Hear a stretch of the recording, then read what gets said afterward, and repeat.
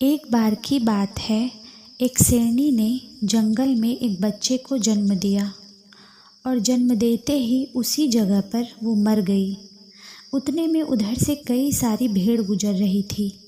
वो शेर का बच्चा जिसने अभी अभी दुनिया में कदम रखा था, वो उन भेड़ों के साथ मिलकर चला गया। अब शेर का बच्चा एक भेड़ की तरह पलने लगा और उन भेड़ों के साथ रहकर खुद को भी वो एक भेड़ समझने लगा था। उसने कभी भी मांस नहीं खाया था और वो भेड़ों के साथ मिलकर घास खाने लगा था। उसे कुछ आइडिया ही नहीं था कि एक शेर कैसे रहता है और कैसे अपनी ज़िंदगी को गुजारता है। उसे ये तक नहीं पता था कि वो एक शेर है, क्योंकि उसके चारों तरफ भेड़ ही भेड़ थे। वो भेड़ों के साथ ही पलने लगा था। उसने कभी शेर की तरह नहीं दहाड़ा। फिर समय धीरे धीरे गुजरता गया और वो शेर का बच्चा एक यंग शेर बन गया। वो भेड़ों के झुंड में अलग ही दिख रहा था, लेकिन भेड़ों के साथ रहकर भेड़ों को उसकी आदत हो गई थी। एक दिन एक बूढ़े शेर ने उन भेड़ों के झुंड पर हमला कर दिया।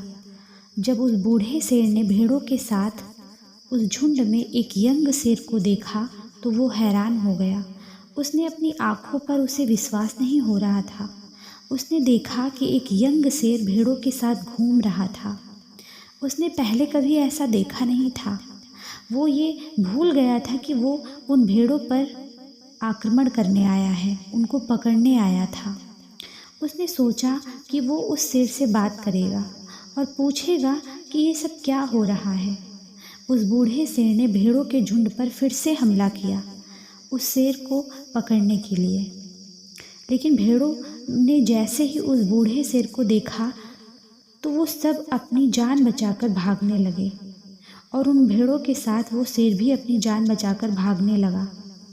कुछ देर बाद उस बूढ़े शेर ने उस यंग शेर को पकड़ लिया और बूढ़े शेर ने यंग शेर से कहा, अरे बेवकूफ़, तुम मुझे देखकर भाग क्यों रहे हो? यंग शेर ने रोते हुए कहा, प्लीज़ मुझे छोड़ दो, मैं एक साधारण सा भेड़ हूँ, मुझे जाने दो। वो उस बूढ़े शेर को देखकर भेड़ की तरह काँप रहा था। बूढ़ा शेर ये सुनकर हैरान हो गया और वो समझ गया कि यहाँ पर क्या हो रहा था।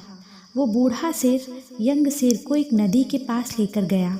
यंग शेर वहाँ से भागने की कोशिश कर रहा था, लेकिन बूढ़े शेर ने उसे नदी की तरफ धकेलते हुए कहा कि अपने आप को इस पानी में देखो।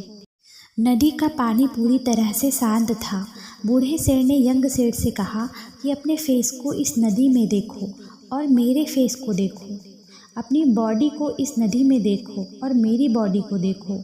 उस यंग शेर ने डरते हुए अपना फेस नदी में देखा और जैसे ही उसने अपना फेस नदी में देखा तो वो हैरान हो गया। उसने देखा कि वो एक भेड़ की तरह नहीं बल्कि एक शेर की तरह दिखता है। वो रियलिटी को समझ गया कि वो एक भेड़ नहीं बल्कि एक शेर है और एक सेकंड के अंदर उसने एक शेर की तरह दहाड़ा। उसकी दहाड़ सुनकर पूरा जंगल काँप गया।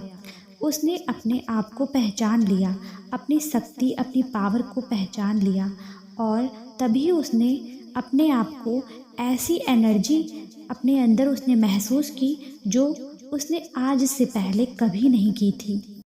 उसने सोचा कि एक भेड़ की तरह जीना रियलिटी नहीं थी, वो सिर्फ और सिर्फ एक मेंटली कॉन्सेप्ट था और अब वो रियलिटी को जान चुका था।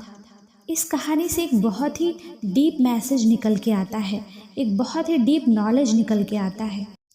अपने अंदर उस डर, कमजोरी, वीकनेस को निकाल के जो आपके अंदर झूठ बोलकर बैठा दी गई है। लेकिन आप भी एक शेर की तरह ही हो जो भेड़ों के बीच फंस गए हो और आपके आसपास कितने लोग हैं जो आपको ये फील कराते हैं कि आप अपनी लाइफ में कुछ नहीं कर सकते, क्योंकि कहीं ना कहीं आप भी उनके साथ रहकर उनकी ही तरह बनने की कोशिश करते हो।